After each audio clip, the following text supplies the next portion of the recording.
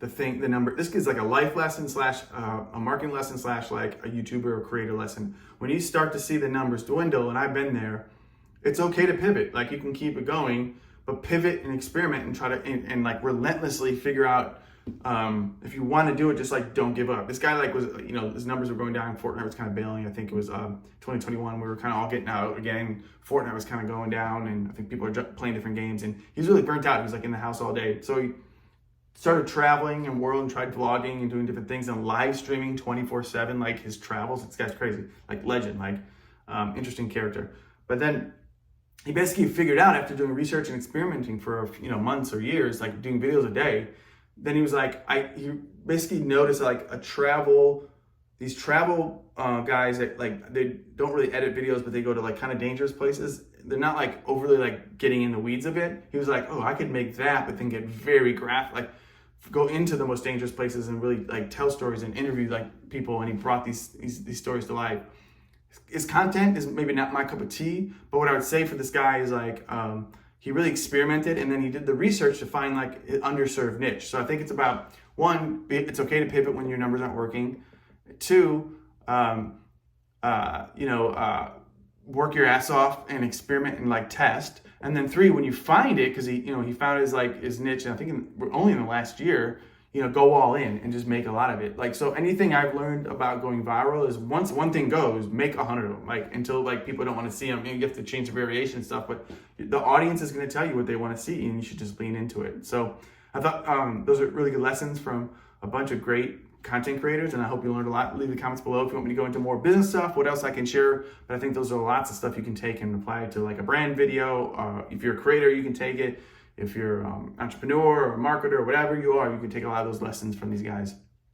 So I'm gonna talk about one thing. Gary Vee said if he was 22 or in his 20s, the thing he would do is just live stream all day, whether it's video games or working or starting a business. Basically, live is the new like posting a YouTube or vlogging to him, because the opportunity is, if you're going live, you're serving content all day to Twitch or YouTube or TikTok. You're going to keep getting served up in the algorithm to new people interested in the type of thing that you're live streaming. It could be a pretty girl, right, doing that thing, she's trying to feed her OnlyFans. It could be a musician, like writing a song, and then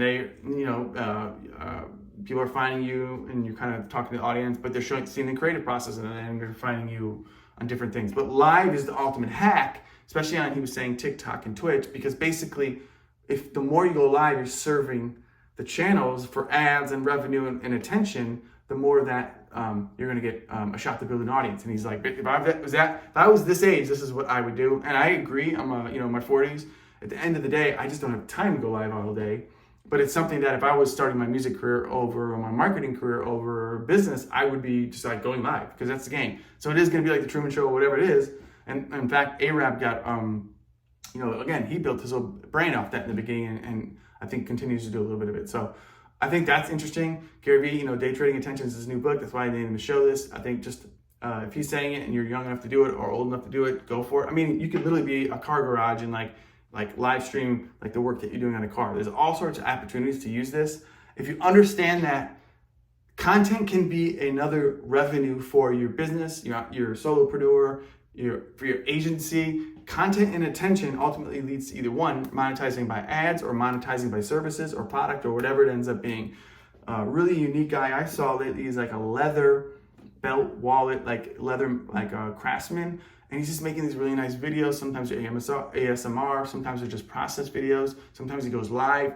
And this is where I think the future of the internet is it's going to be much more mom and pop. So we used to be mom and pop in our neighborhoods, and you were the leather guy serving the neighborhood for belts and shoes and whatever, and wallets. Now, then I went to like Walmart's, and then we all went to Walmart, and those guys went out of business. Now you're the leather guy, and your neighborhood is the internet, and you're looking for 500,000 clients to buy your stuff online. You got a $100,000 business. So the internet is basically a big world community for you. Find your tribe by making the content and reversing it to who you want to serve, and you're going to have a business in the next 18 months if you just start today. So hope you learned from that, and that's some good stuff. I got two more things, and this Day Trading Attention series is over.